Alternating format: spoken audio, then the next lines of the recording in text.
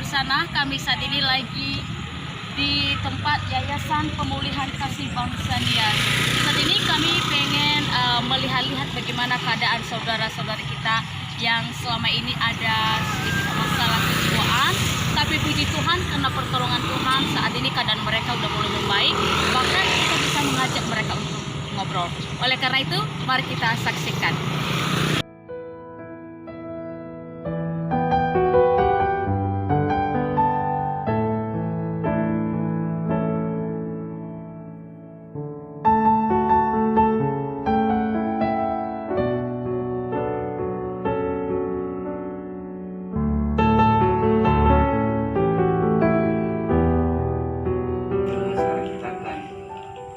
Mencari dokter dari pimpinan Yayasan Kasih Bangsa ini, Salomo.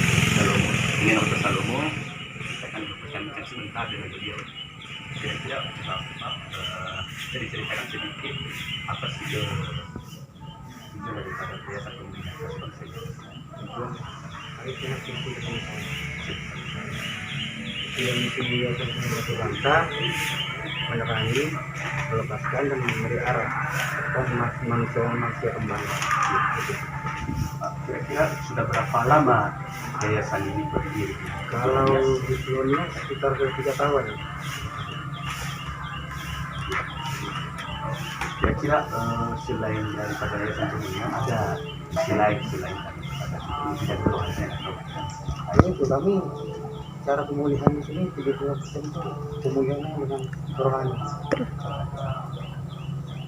Kira-kira berapa orang pasien yang sudah disembuhkan di sini? Kalau pasien yang di sini sudah ada puluhan juga.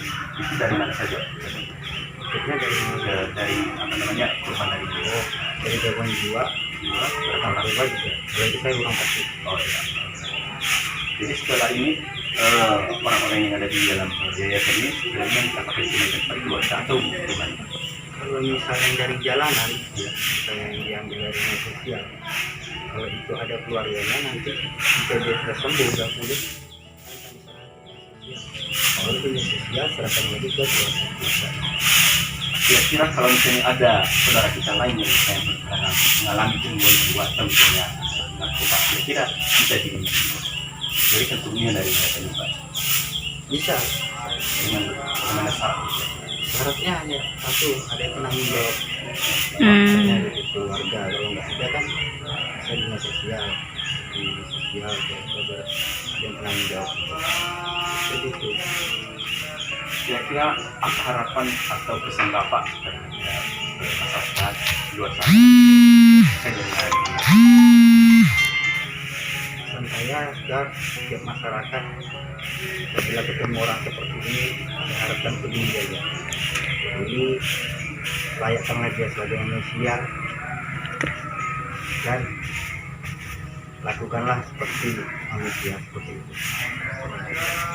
Ya, itu tadi pesan dari Bapak perwakilan Yayasan Pemulihan yang mengatakan bahwanya kita harus ketika ketemu dengan orang yang seperti itu, kita harus peduli, kita harus tanyakan dia seperti manusia biasa, Kabarnya kita sendiri. baik. Nah, bagaimana perasaannya? Baik. Gimana perasaannya setelah udah ada di sini? Apakah udah mulai senang daripada sebelumnya atau gimana? Gimana, nggak kedengar, nggak jelas suaranya? Hah? Oh, biasa, udah sehat, puji Tuhan ya. Lalu apa yang Unang lakukan akhir sekarang selama udah Unang sehat? Ini udah sembuh ya, udah sehat ya, udah senang sekarang ya, udah sehat. Lalu bagaimana, apa yang dilakukan sekarang? Kegiatannya selama ini apa saja? Nggak ada ya. Wah. Terus apa yang Unang pikirkan sekarang? Masa nggak ada? Nggak ada, yakin nih? Nggak ada yang dipikirkan nih? Oh, ayolah. Lagi kurang sehat? Kurang sehat? Sakit apa, Unang? Apa? Sakit batuk. Oh, ya, semoga cepat sehat ya. Amin. Unang tidak, istilahnya tidak sedih ya karena di sini udah nggak bebas. Tidak sedih? Sedih atau tidak nih? Harusnya Unangnya mau kemana? Hah? Oke, tapi Unang bilang. apa yang dibilang? Ayo sampaikan aja apa yang biar teman-teman di sana tahu lah kalau Unang tuh udah bisa sekarang ngobrol, udah bisa ngomong, orang bisa melihat. Wah, luar biasa ya di Yayasan Pemulihan Bangsa itu. Waduh, luar biasa saudara-saudara, kita bisa terjadi mukjizat. Ada yang disampaikan? Semuanya nggak ada. Oke, tapi senang ya, bahagia ya, tetap bahagia ya.